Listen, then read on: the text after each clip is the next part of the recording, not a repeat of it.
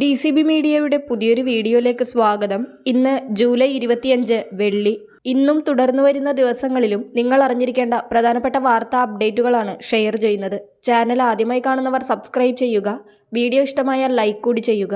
ആദ്യത്തെ അറിയിപ്പ്, 6 മാസത്തിനിടെ ഒരു തവണ പോലും റേഷൻ സാധനങ്ങൾ വാങ്ങാത്തവരുടെ റേഷൻ കാർഡ് താൽക്കാലികമായി മരവിപ്പിക്കും.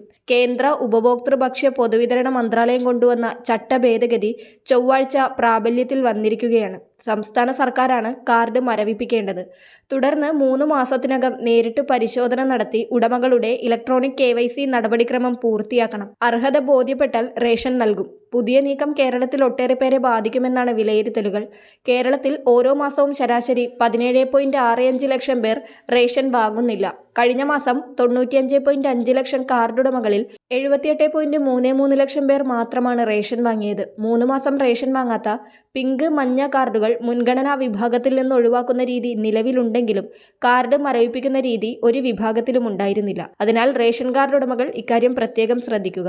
അടുത്ത അറിയിപ്പ്, ഹെൻലി പാസ്പോർട്ട് സൂചിക 2025 നില മെച്ചപ്പെടുത്തിയതോടെ ഇന്ത്യൻ പാസ്പോർട്ട് ഉടമകൾക്ക് വിസയില്ലാതെ തന്നെ കൂടുതൽ രാജ്യങ്ങളിലേക്ക് യാത്ര ചെയ്യാനുള്ള അവസരം ഒരുങ്ങുകയാണ്. ഹെൻലി പാസ്പോർട്ട് ഇൻഡെക്സ് അനുസരിച്ച് ഇന്ത്യൻ പാസ്പോർട്ട് ഉപയോഗിച്ച് 59 രാജ്യങ്ങളിലേക്ക് വിസയില്ലാതെ തന്നെ യാത്ര ചെയ്യാനാകുമെന്നാണ് റിപ്പോർട്ടുകൾ. 85ാം സ്ഥാനത്തായിരുന്ന ഇന്ത്യൻ പാസ്പോർട്ട് 77ാം സ്ഥാനത്തേക്ക് ഉയർന്നതോടെയാണ് ഈ നേട്ടം ലഭിച്ചത്. മലേഷ്യ, മാലദ്വീപ്, തായ്ലൻഡ്, മൗറീഷ്യസ് തുടങ്ങിയ രാജ്യങ്ങളിലേക്ക് ഇന്ത്യൻ പാസ്പോർട്ട് ഉടമകൾക്ക് വിസയില്ലാതെ തന്നെ പ്രവേശനം അനുവദിക്കുന്നുണ്ട്. ഇതിനൊപ്പം മ്യാൻമർ, ശ്രീലങ്ക, ഖത്തർ തുടങ്ങിയ രാജ്യങ്ങളിലേക്ക് ഓൺ അറൈവൽ വിസയും നൽകുന്നുണ്ട്. ഇന്ത്യൻ പാസ്പോർട്ട് ഉടമകൾക്കായി കൂടുതൽ രാജ്യങ്ങൾ പ്രവേശനം അനുവദിച്ചതോടെ 30 രാജ്യങ്ങളിലേക്ക് വിസയില്ലാതെയും 29 രാജ്യങ്ങളിലേക്ക് ഓൺ അറൈവൽ വിസയും ലഭിക്കും. പ്രവേശന വിസയ്ക്ക് അപേക്ഷിക്കാതെ തന്നെ പാസ്പോർട്ട് ഉപയോഗിച്ച് യാത്ര ചെയ്യാൻ അനുവദിക്കുന്ന രാജ്യങ്ങളെയാണ് വിസ ഫ്രീ കൺട്രീസ് എന്ന് വിശേഷിപ്പിക്കുന്നത്. വിസയ്ക്ക് അപേക്ഷ സമർപ്പിച്ചുള്ള കാത്തിരിപ്പും പണച്ചിലവും ഉൾപ്പെടെയുള്ളവയാണ് ഇതുവഴി ലാഭം. വിമാന ടിക്കറ്റിന്റെ ചിലവ് മാത്രമായിരിക്കും ഇത്തരം രാജ്യങ്ങളിലേക്ക് യാത്ര ചെയ്യാൻ വരുന്ന ചിലവ്.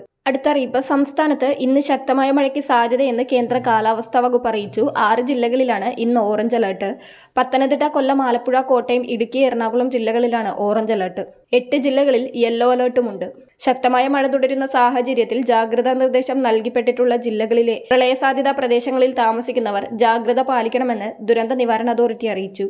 അടുത്ത അറിയിപ്പ്, ജൂലൈ മാസത്തിലെ ക്ഷേമ പെൻഷൻ വിതരണം വെള്ളിയാഴ്ച ആരംഭിക്കുമെന്ന്, അതായത് ഇന്നു മുതൽ ആരംഭിക്കുമെന്ന് ധനകാര്യമന്ത്രി KN ബാലഗോപാൽ അറിയിച്ചിരിക്കുകയാണ്. ഇതിനായി 831 കോടി രൂപ അനുവദിച്ചിട്ടുണ്ട്. 62 ലക്ഷത്തോളം പേർക്കാണ് 1600 രൂപ വീതം ലഭിക്കുന്നത്. 26 ലക്ഷത്തിലേറെ പേർക്ക് ബാങ്ക് അക്കൗണ്ടിൽ തുകയെത്തും. മറ്റുള്ളവർക്ക് സഹകരണ ബാങ്കുകൾ വഴി വീട്ടിലെത്തി പെൻഷൻ കൈമാറും. 8,46,000 പേർക്ക് ദേശീയ പെൻഷൻ പദ്ധതിയിലെ കേന്ദ്ര വിഹിതം കേന്ദ്ര സർക്കാരാണ് നൽകേണ്ടത്. ഇതിനാവശ്യമായ 24.31 കോടി രൂപയും സംസ്ഥാനം മുൻകൂർ അടിസ്ഥാനത്തിൽ അനുവദിച്ചിട്ടുണ്ട്.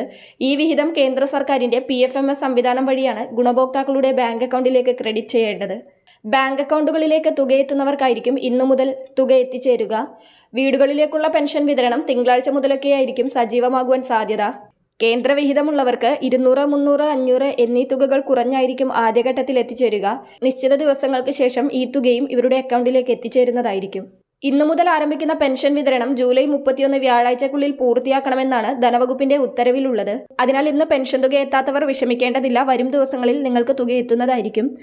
അക്കൗണ്ടിൽ തുക ക്രെഡിറ്റ് ആയവർ അക്കാര്യമൊന്ന് കമന്റായി രേഖപ്പെടുത്തുക. വളരെ പ്രധാനപ്പെട്ട ഈ വാർത്താ അപ്ഡേറ്റുകൾ മറ്റുള്ളവർക്ക് കൂടി ഷെയർ ചെയ്യുക.